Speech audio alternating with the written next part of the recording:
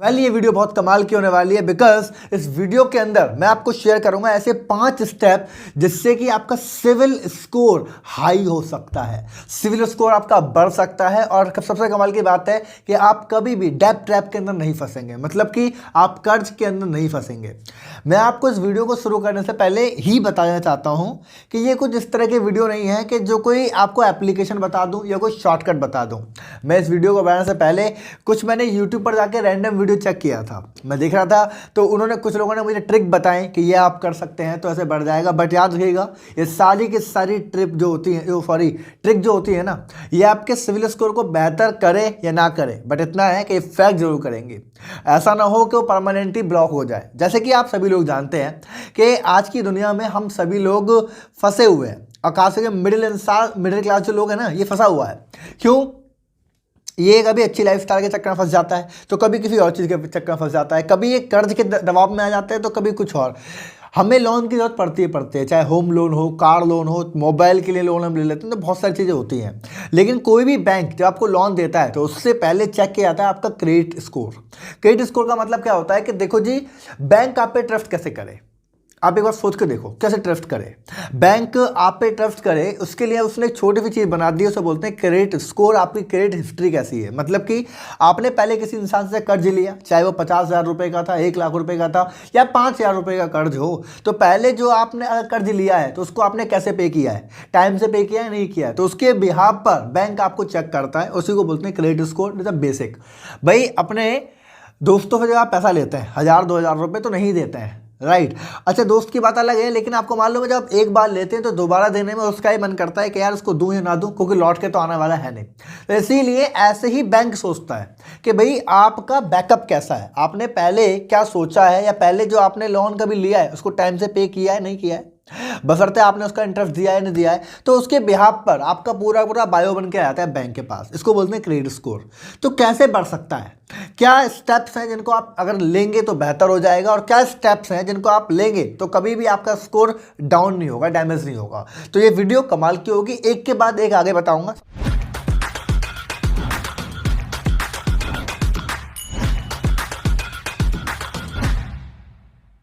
सबसे पहले अगर वीडियो पे पहली बार आए हैं तो चैनल को सब्सक्राइब करिए अभी के अभी। बहुत छोटा सा काम है, आपका कुछ नहीं लग रहा, लेकिन सब्सक्राइब करने के बाद हमको मोटिवेशन मिलता है, तो सब्सक्राइब कर सकते हैं ताकि कोई भी फाइनेंस की वीडियो आप मिस ना करें। इस चैनल पे बहुत सारी चीज़ें हम देते हैं, तो 5 बताऊंगा। सबसे पहली चीज़, जब क्रेडिट स्कोर की बात आती है तो आपको एक चीज़ माइंड में सेट कर लेनी है कि क्रेडिट स्कोर को 2 तरीके में डिवाइड किया गया है। जैसे कि 300 से लेकर 900 के बीच में होता है। अब 300 से लेकर 900 के बीच में जब होता है कि अगर आपका 750 है क्रेडिट स्कोर, तो ये परफेक्ट माना जाता है, ठीक है, बेस्ट है, बैंक आपको लोन अप्लाई कर सकता है। लेकिन वो अगर 800 प्लस है तो आप कोई भी लोन अगर वहाँ पे लेना चाहेंगे तो काफ़ी हद तक चांसेस है कि वो आपका पास हो जाएगा, जो आपका लोन आप लेते हैं। मतलब अगर 800 प्लस आपका क्रेडिट स्कोर है, तो मेरा खुद का क्रेडिट स्कोर ऑलमोस्ट 870 के समथिंग है, तो 900 तक तो होता ही है, ऑलमोस्ट द बेस्ट। इसीलिए बहुत सारे लोन्स के लिए मेरे पास ऑफर्स आते रहते हैं। लेकिन आप याद रखिएगा कि आपको बढ़ाना है। मेरे एक दोस्त है, उसको देख के मैं मोटिवेट हुआ, मैंने वीडियो बनाया। उसका क्रेडिट स्कोर, उसने ऐसे ऐसे स्टेप्स उठाए, ऐसे ऐसे उसने काम किया, आप यकीन नहीं मानेंगे कि उसका क्रेडिट स्कोर ऑलमोस्ट 500-550 के समथिंग है। समझ रहे हैं? मतलब एमरजेंसी में भी, कोई क्रिटिकल एमरजेंसी हो गई, उस टाइम पर भी बैंक उस पर ट्रस्ट नहीं कर सकता। आपको समझने की जरूरत है। नंबर 1, सबसे पहले आपको समझने की जरूरत है, पहला स्टेप है चेक योर क्रेडिट यूटिलाइजेशन। मेरे कहने का मतलब है, जब आप कोई क्रेडिट कार्ड लेते हैं, पहले तो उसको क्रेडिट कार्ड का लैंग्वेज देना चाहता हूं मैं, लेकिन ये डिपेंड करता है कि आप जितना पैसा कमाते हैं वहां से आप रेट कर लीजिए। मान लेते हैं आपका कोई क्रेडिट कार्ड है और आप क्रेडिट कार्ड अप्लाई करते हैं, आपके पास आता है, उसकी लिमिट है मान लो 1 लाख रुपए की, मेरा समझ रहे हैं? तो ज़्यादातर लोग क्या करते हैं कि अगर 1 लाख रुपए की मेरे क्रेडिट कार्ड की लिमिट है तो मैं 90,000 रुपये खर्च कर दूँ, 95,000 रुपये खर्च कर दूँ, पे तो कर ही दूंगा, क्योंकि क्रेडिट कार्ड पर 0 इंटरेस्ट होता है स्टार्टिंग में, 50 दिन का आपको टाइम मिलता है। तो आपके अगर 1 लाख की लिमिट है तो आप 70,000, 80,000, 90,000 भी आप खर्च कर देते हैं। लिमिट जब तक खत्म नहीं होता तब तक वो चैन नहीं पड़ता। इसको आप रिलेट करिए कि अगर आपकी इनकम मान लो 50,000 रुपये की है, तो आप खर्च करते हैं 60,000 रुपये, 70,000 रुपये, या 50,000 पूरे के पूरे। तो अगर ये आपका क्रेडिट का यूटिलाइजेशन है, अगर इस तरीके से आप पैसा खर्च करते हैं, तो दोस्त आपकी फाइनेंशियल एजुकेशन तो खराब होनी है, आपकी स्थिति जो है वो तो बर्बाद होगी, ये तो आप जानते ही हैं। लेकिन एक बात और सोच लीजिए कि क्रेडिट अगर कार्ड आपने ले लिया ना, तो क्रेडिट स्कोर आपका परमानेंट डैमेज हो जाएगा। देखो यार, कर्ज भी एक मेंटलिटी के साथ लिया जाता है, मैंने इस चीज़ को अपनी लाइफ में देखा है। मैं आज भी जब लेता हूँ तो इस चीज़ को देख के लेता हूँ। कोई भी कर्ज लेने से पहले इंसान की मेंटलिटी काम करती है, ठीक है। क्या वो बेवकूफ़ी भरा कर्ज ले रहा है कि वो ऐसा अननेसेसरी कर्ज ले रहा है, इसका कोई मतलब ही नहीं है, समझ रहे हैं ना।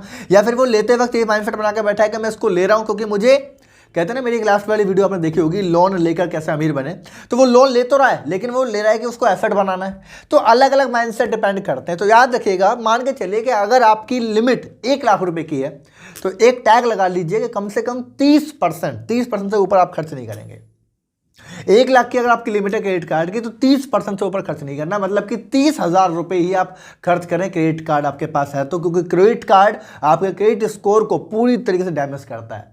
मैं आपको बता दूं, अगर आपका खर्च ज़्यादा है, मान के चलिए अगर आपको 1 लाख की लिमिट वाला क्रेडिट कार्ड मिला हुआ है तो जाहिर सी बात है आपकी इनकम अच्छी होगी। तो इसका एक ऑप्शन है कि आप बोलेंगे मेरा खर्च अगर ज़्यादा है, तो मैं बोलना चाहूँगा कि या तो आप बैंक के पास जाएंगे, रिक्वेस्ट करिए कि आपकी जो है ना लिमिट बढ़ जाए, 1 लाख से 2 लाख हो जाए। तो 2 लाख होगा तो एक्चुअली क्या है ना, वो आपका 60,000 रुपये आप खर्च कर सकते हैं। या फिर आप एक और क्रेडिट कार्ड के लिए अप्लाई कर सकते हैं, 2 क्रेडिट कार्ड आपके पास होंगे तो 30,000 आप आराम से 60,000 रुपये खर्च कर सकते हैं। लेकिन मेरा मानना है कि आप जितनी भी आपकी इनकम है उसका 30% से ऊपर खर्च नहीं होना चाहिए।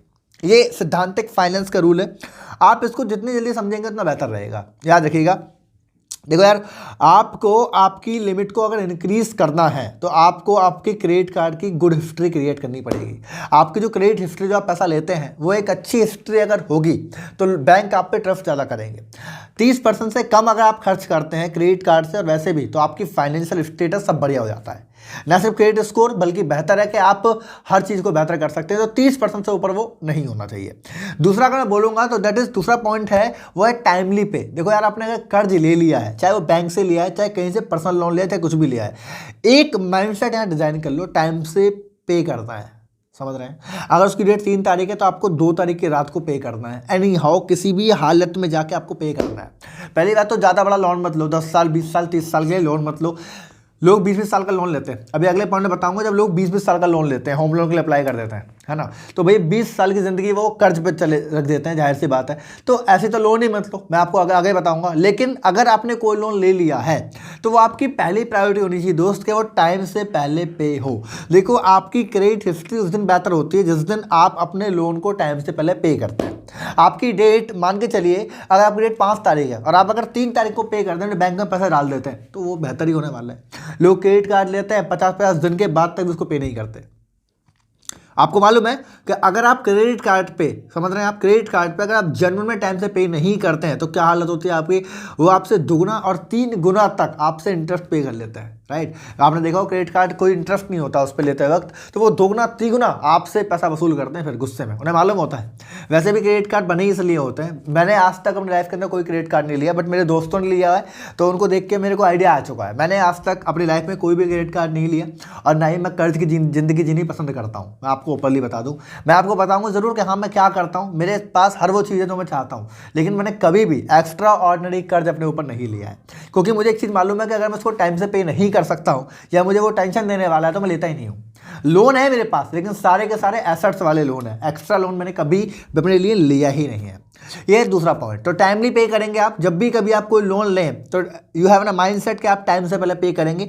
5 तारीख की डेट है, 3 तारीख को आपके बैंक के अंदर पैसा होना चाहिए, कैसे भी हो। ये एनी हाउ, मुझे नहीं मालूम, बट होना चाहिए। क्योंकि जब आप ये करेंगे तो जाहिर सी बात है आपकी क्रेडिट हिस्ट्री बेस्ट होती है, टाइम से पहले ऑटो कट होता है और बैंक देखती है। देखो यार, कर्ज जो है ना, आज की डेट में इंसान कर्ज फंस चुका है। पहले लोग कर्ज से डरते थे। आप अपने पेरेंट्स से बात करके देखो, या फिर मैं आपको ओपनली बताऊं, आप अपने बुजुर्ग जो आपके घर में बड़े हैं उनसे बात करिए। वो लोग कर्ज के नाम से बहुत डरते हैं। आप उनके सामने 50,000 1 लाख रुपए की बात करेंगे, वो बहुत ज़्यादा डर जाएंगे, है ना। आपके लिए बेशक वो नॉर्मल है, क्योंकि वो कभी कर्ज की ज़िंदगी उन्होंने देखी ही नहीं है, वो ऐसे रहते ही नहीं थे। तो इसलिए बहुत इंपॉर्टेंट होता है। नंबर 3 चाहूँगा, मैं बताऊँगा आपको, do not apply random loan. Random loan का मतलब क्या है कि आप जो ना अननेसेसरी लोन के लिए अप्लाई करते रहते हैं। कई बार आपको किसी चीज़ की ज़रूरत नहीं होती, फिर भी आपको लोन चाहिए होता है। जैसे समझिएगा, मार्केट में एक नया फ़ोन आ गया, आपके पास ऑलमोस्ट एक फ़ोन है जिसको आप चला रहे हैं, लेकिन नया फ़ोन आ गया, आपने बोला उसको EMI पे ले आता हूँ मैं।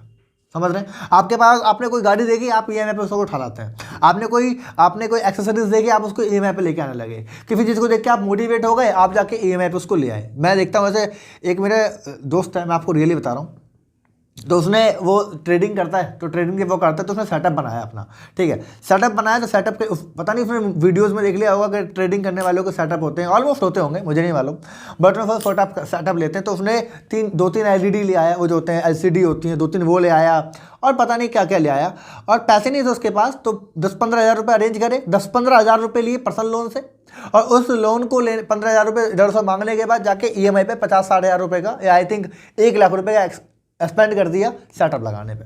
मुझे बताइए क्या इसकी ज़रूरत थी? सोच के देखिए क्या इसकी एक्चुअल ज़रूरत थी। और ऐसे ही लोग करते हैं, जिस चीज़ की ज़रूरत नहीं होती वो रैंडम लोन पहले तो लेते हैं, यहाँ फंस जाओगे, क्योंकि रैंडम आपने लोन लिया है तो वो आप पे नहीं कर पाओगे, जाहिर सी बात है। और दूसरा, अगर आप रैंडम लोन अप्लाई करते हैं, कहने का मतलब समझिए कि अगर आपको एक लोन की जरूरत है, आपको 5 लाख रुपए की लोन की जरूरत है, तो ज़्यादातर लोग क्या करते हैं, इधर भी अप्लाई करते हैं, इस वाले बैंक में भी, इस वाले बैंक में भी। याद रखिएगा जितने ज़्यादा बैंक्स में आप लोन अप्लाई करेंगे, आपका जो बैंक है वो क्रेडिट ब्यूरो आपको चेक करता है, फैच कर लेता है उसको, चाहे जितना भी फैच करेगा कि यार ये तो इधर भी जा रहा है, इधर भी जा रहा है, आपके साइट्स भी होंगी, आपको आइडियाज़ भी मिलेंगे, और जब इधर उधर जाओगे तो वो डैमेज करेगा आपके क्रेडिट स्कोर को। इसीलिए जितने आपकी लोन को ज़रूरत, जितनी भी आपकी ज़रूरत है कि इतना लोन मेरे को चाहिए, आप लिमिटेड 1 या 2 अप्लाई करिए और उसके बाद उसको छोड़ दीजिए। और आप कहते हैं कि मेरे को ज़्यादा ही अप्लाई करने की ज़रूरत है या ज़्यादा ही लोन लेने की ज़रूरत है, तो मैं कहता हूँ क्या कर रहे हो आप, फिर इनकम को नहीं बढ़ाते, इनकम सोर्स पे कोई काम नहीं करते। देखो यार, लोन की लाइफ तो आपको बर्बाद ही करने वाली है, ये तो कॉमन सेंस है। आप कर्ज की लाइफ जी के आप लोगों को दिखा सकते हैं कि आप बेहतर लाइफ जी रहे हैं, बट वो बर्बाद करेगी आपको अंदर से।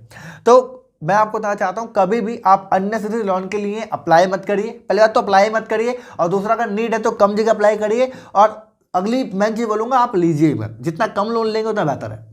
सेटिस्फेक्शन लाइफ अगर जीनी है तो कम लोन, आपके पास चाहे 4 चीज़ें कम हो लेकिन लोन ना हो, ये बहुत बुरी चीज़ होती है।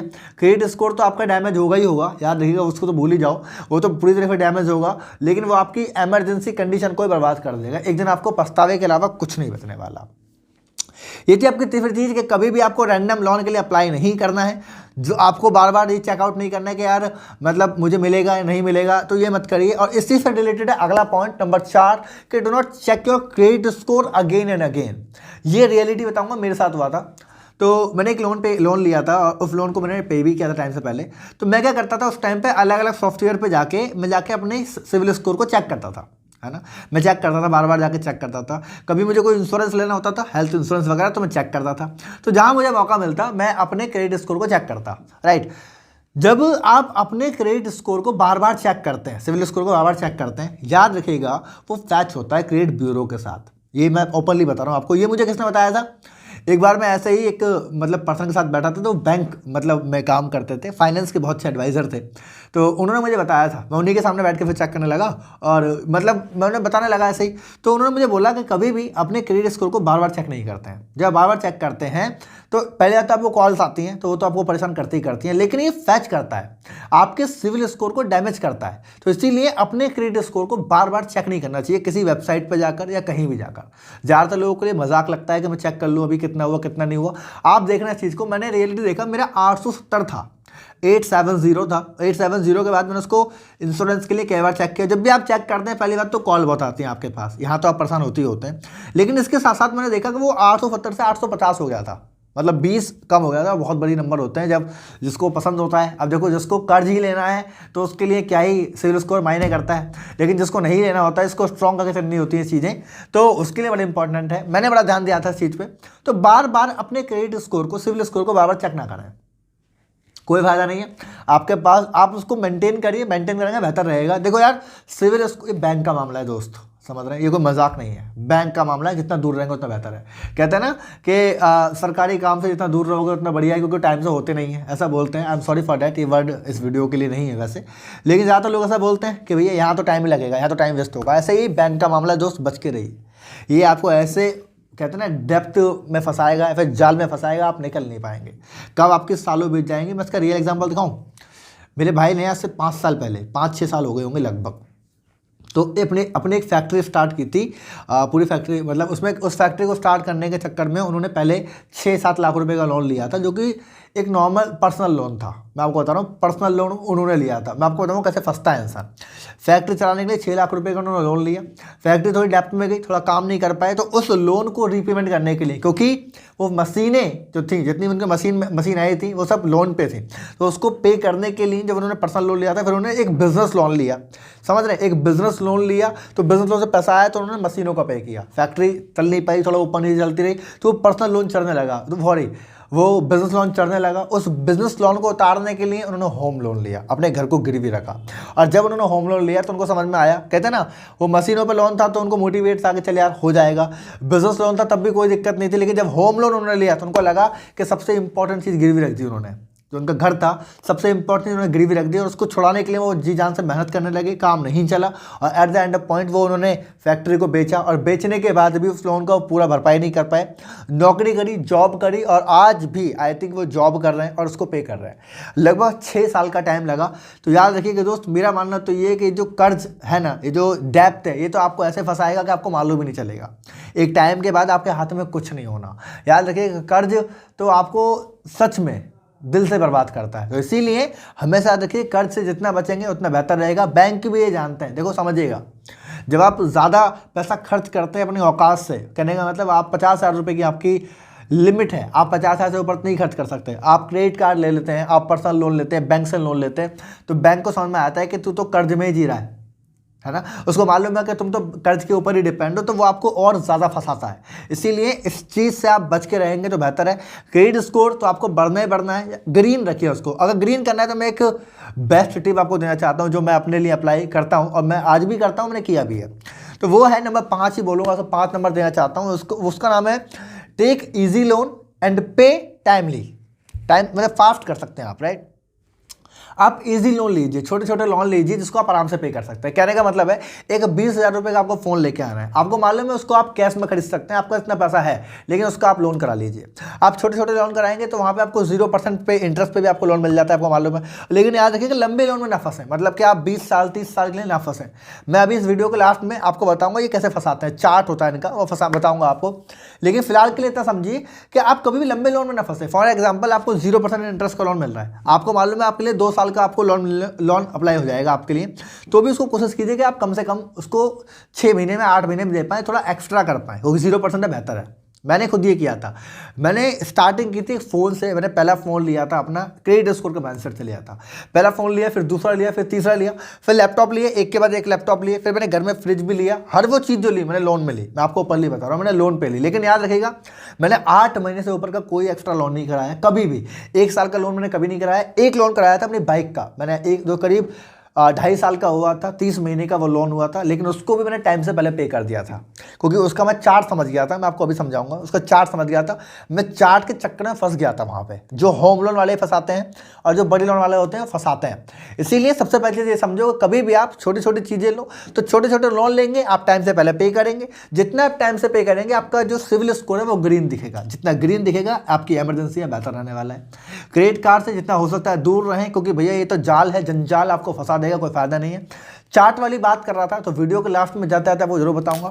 देखो यार, इनका जो चार्ट होता है ना, जब भी आप कभी लोन लें, चाहे वो होम लोन है, कार लोन है, बाइक लोन है, कोई भी लोन लें, आप इनका एक बार चार्ट ऑब्जर्व करो कि आप उनसे मांग लो, वो बताते नहीं गए, मांग लो कि देखो जी, वो बोले आप देखा है अपने आप ऐसा बोलते हैं कि अगर मैं इसको 3 महीने 6 महीने पे कर दूं, मान लो मेरा 2 साल का लोन है और मैं इसको 6 महीने पे कर दूं, तो वो बोलेंगे बहुत अच्छी बात है जी, बढ़िया बढ़िया कर देना आपका।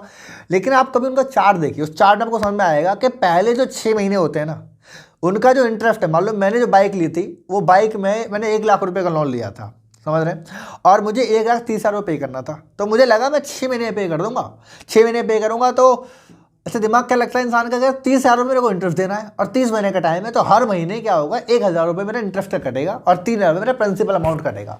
सब ये सोचते हैं, मैंने भी सोचा था। लेकिन आप कभी चेक करना उनका चार्ट, आपको समझ में आएगा कि वो जो 30,000 रुपये का जो इंटरेस्ट उनको लेना है, वो पहले 6 महीने के अंदर लेते हैं। समझ रहे हैं, मतलब कि पहले 6 महीने के अंदर उनका इंटरेस्ट जाएगा। आप कभी होम लोन के लिए चेक करो, गूगल पे जाओ चेक करो। जब होम लोन चेक करेंगे, मान के चलो आपने 20 साल के लिए कोई लोन ले लिया और आपको 20 लाख का आपने लोन ले लिया, तो 20 साल के लिए 20 साल बाद आपको 40 लाख रुपए पे करने पड़ते हैं, डबल हो जाता है ऑलमोस्ट। आप देखेंगे बच्चा जो 20 लाख रुपए है ना, वो आप पहले टाइम में पे करेंगे। पहले 2 साल 3 साल के अंदर आप इंटरेस्ट ही पे कर रहे हैं, प्रिंसिपल अमाउंट तो जा ही नहीं रहा। मतलब कि अगर आपने 5 साल बाद ये बोला कि भाई 5 साल बाद मैं तो उसको खत्म करना चाहता हूं, तो 5 साल तक तो आपने ब्याज ही दिया है और बाकी प्रिंसिपल अमाउंट पूरा का पूरा खड़ा है आपके ऊपर। तो इस तरीके से फंसाते हैं चार्ट वाला जो चार्ट जो होता है इनका। तो इसीलिए मैं तो आपसे इतना बोलना चाहूँगा, लोन जितना कम लेंगे उतना बेहतर है पहली, और दूसरी बात अगर लें तो कम टाइम के लिए लें।